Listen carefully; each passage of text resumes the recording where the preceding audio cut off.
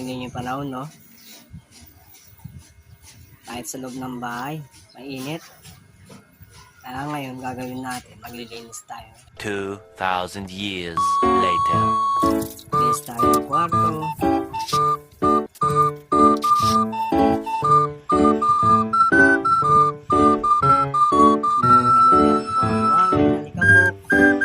Tabi tayo ng daan. Pwede tayong gumalo ng puro alikabok.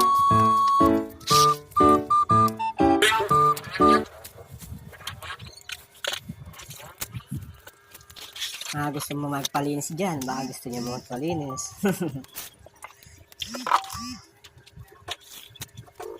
1K lang po. Many months later.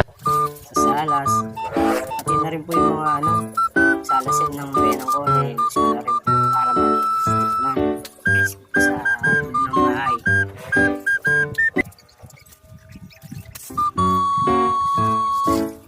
Nakikita nyo na may punas ko. Walang ano yan.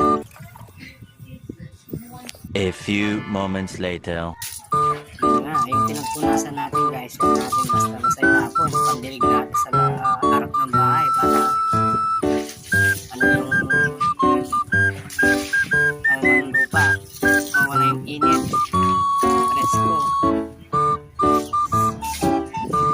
Ay, magtambay tayo sa harap, presko, di ba? Sige guys, thank you.